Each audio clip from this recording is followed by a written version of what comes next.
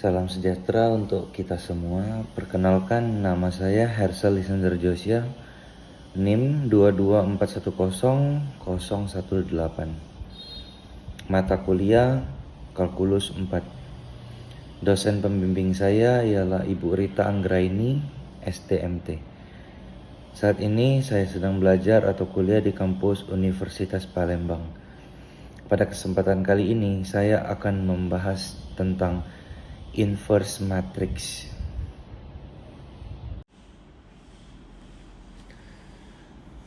Definisi matriks. Matriks adalah kumpulan bilangan-bilangan yang diatur dalam baris-baris dan kolom-kolom berbentuk persegi panjang, serta termuat di antara sepasang tanda kurung. Matriks dapat dinyatakan sebagai AM XN sama dengan AIJ M kali N, di mana AIJ ialah elemen atau unsur matriks, I sama dengan 1, 2, 3 M atau indeks baris, J ialah 1, 2, 3 sampai dengan N indeks kolom. Matriks dinyatakan dalam huruf besar A, B, P, atau huruf lain. Unsur matriks. Jumlah baris ialah M, jumlah kolom ialah N. Ordo atau ukuran matriks M kali N. Elemen-elemen diagonal sama dengan A11, A22 dan seterusnya. Matriks dapat didefinisikan juga sebagai kumpulan beberapa vektor kolom atau vektor baris. Bagian yang kedua, jenis-jenis matriks. Berdasarkan susunan elemen dan sifat operasi matriks, matriks terbagi menjadi beberapa jenis, yaitu sebagai berikut. Yang pertama, matriks kuadrat atau bujur sangkar. Matriks bujur sangkar atau yang biasa kita sebut dengan square matrix adalah matriks di mana jumlah baris M sama dengan jumlah kolom atau N, atau M sama dengan N. Contohnya A sama dengan buka kurung 3920 tutup kurung. Matriks A adalah matriks bujur sangkar berorde 2. Yang kedua, matriks 0. Matriks 0 atau null matrix adalah matriks di mana semua elemennya mempunyai nilai 0. Contohnya B sama dengan buka kurung 0, 0, 0, 0 tutup kurung. Yang ketiga, matriks diagonal. Matriks diagonal atau yang biasa disebut dengan diagonal matrix adalah matriks di mana semua elemen diatur diagonal utamanya adalah 0 dan minimal ada satu elemen pada diagonal utamanya, bukan 0. Contoh A 3 kali 3 sama dengan buka kurung 5, 0, 0, 0, 2, 1, 0, 0, 3 tutup kurung. Yang keempat, matriks kesatuan atau identitas. Matriks ini ditulis dengan satu. Jenis matriks bujur sangkar yang semua elemen diagonalnya sama dengan 1. Contohnya I 2 kali 2 sama dengan buka kurung 1, 0, 0, 1. Yang kelima ialah matriks skalar atau yang biasa disebut dengan scalar matrix. Adalah matriks diagonal di mana elemen pada diagonal utamanya bernilai sama, tetapi bukan 1 atau 0. Contohnya A sama dengan buka kurung 4, 0, 0, 4, tutup kurung. Yang keenam, matriks tridiagonal atau yang biasa kita sebut dengan tridiagonal matrix adalah diagonal di mana elemen sebelah kiri dan kanan diagonal utamanya bernilai tidak sama dengan 0. Contohnya A sama dengan buka kurung 5, 2, 0, 2, 5, 0, 1, 2, 5, tutup kurung. Yang ketujuh, matriks segitiga bawah atau yang biasa disebut lower triangular matrix L adalah matriks diagonal di mana elemen di sebelah kiri bawah diagonal utama ada yang bernilai tidak sama dengan 0.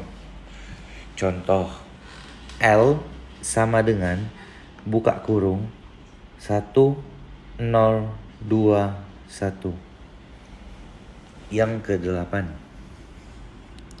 matriks segitiga atas atau yang biasa disebut dengan upper triangular matrix atau U adalah matriks diagonal di mana elemen di sebelah kanan atas diagonal utamanya ada yang bernilai tidak sama dengan 0. Contoh, U sama dengan buka kurung 1, 2, 0, 3, tutup kurung. Yang ke-9, matriks simetris atau biasa disebut dengan symmetric matrix adalah matriks bujur sangkar di mana diagonal utamanya berfungsi sebagai cermin atau refleksi. Contohnya A sama dengan buka kurung 4, 1, 6, 1, 7, 4, 6, 4, 5. Cerminnya yaitu buka kurung 4, 1, 6, 1, 7, 4, 6, 4, 5. Yang ke-10, matriks miring.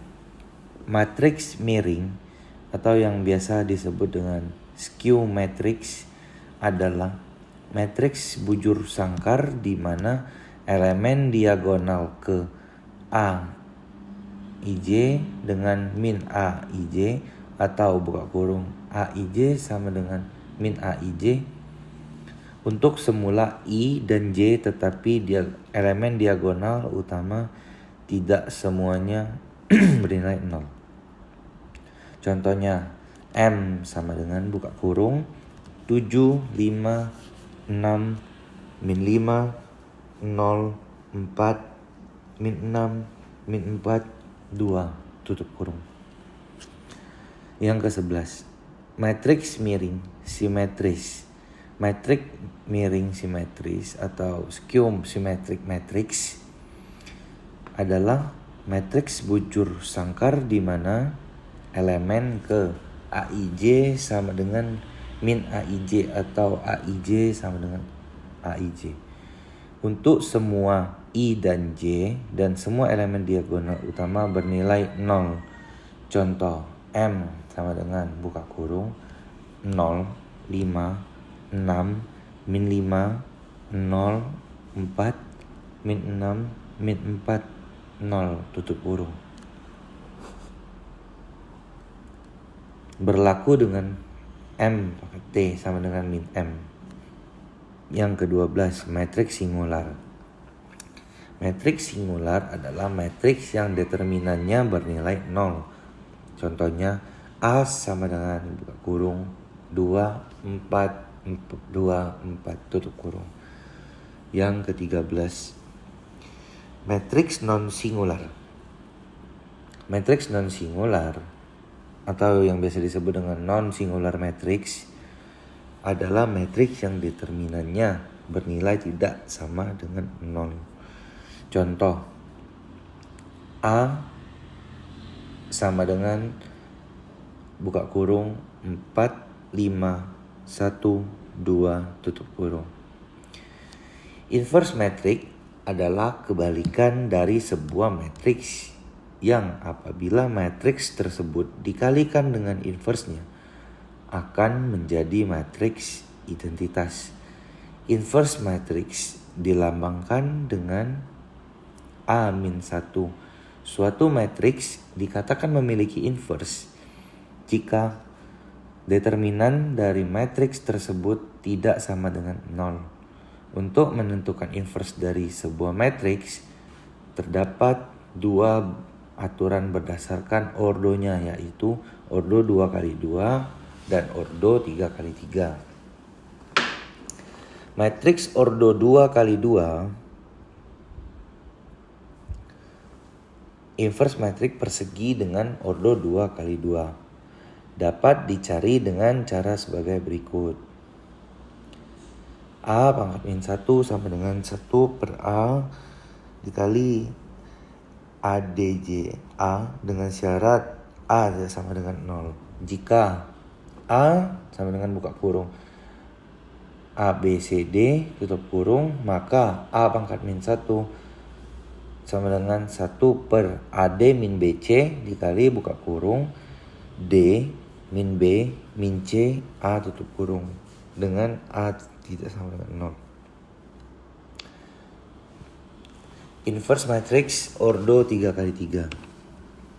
Inverse matrix ordo 3x3 dapat digunakan metode eliminasi Gauss-Jordan. Secara sistematis, eliminasi Gauss-Jordan dapat dinyatakan sebagai berikut. A atau I ke A pangkat min 1. Matriks persegi A dieliminasi menggunakan operasi aljabar sampai membentuk matriks identitas. Operasi yang dilakukan pada matriks A juga dilakukan pada matriks identitas, sehingga matriks A sudah menjadi matriks identitas. Maka matriks identitas akan berubah menjadi inverse dari matriks A. Yang pertama, menentukan inverse dengan metode eliminasi Gauss atau metode Gauss atau eliminasi Gauss. Suatu matriks bujur sangkar A berordo n kali n dikatakan memiliki inverse. Matriks yang berordo n kali n berlaku hal sebagai berikut. I sama dengan A pangkat min 1 sama dengan A pangkat min 1A. Di samping itu, untuk dapat dikatakan suatu matriks memiliki inverse adalah matriks tersebut harus merupakan matriks non-singular atau determinan matriks dari matriks tersebut tidak sama dengan 0. Jika metode eliminasi Gauss-Jordan diterapkan dalam matriks persegi, metode tersebut dapat digunakan untuk menghitung inverse dari matriks. Eliminasi Gauss-Jordan hanya dapat dilakukan dengan menambahkan dengan matriks identitas dengan dimensi yang sama dan melalui operasi-operasi matriks. Dalam kurung AI sama dengan A pangkat min 1 dalam kurung AI sama dengan IA pangkat min 1. Berikut aplikasi penggunaan metode Gauss atau eliminasi Gauss dalam menentukan inverse sebuah matriks. Perlu diketahui bahwa metode Gauss telah mengalami perkembangan sehingga disebut sebagai metode Gauss-Jordan. Metode ini diberi nama Gauss-Jordan untuk menghormati Carl Friedrich Gauss dan Wilhelm Jordan. Penjelasan metode Gauss-Jordan menghasilkan matriks dengan bentuk baris echelon yang tereduksi atau reduced row echelon form. Eliminasi Gauss hanya menghasilkan matriks sampai pada baris echelon atau row echelon form. Matriks dapat dikatakan echelon baris apabila memenuhi persyaratan berikut. Di setiap baris, angka pertama selain 0 harus 1 atau leading 1. Jika ada baris yang semua elemennya 0, maka harus dikelompokkan di baris akhir dari matriks. Jika ada baris yang leading 1, maka leading 1 di bawahnya angka satunya harus berada lebih kanan dari leading 1 di atasnya. Jika kolom memiliki leading 1, angka selain 1 adalah 0, maka matriks tersebut disebut echelon baris tereduksi. Sekian penjelasan dari saya tentang inverse matrix pelajaran kalkulus 4. Terima kasih.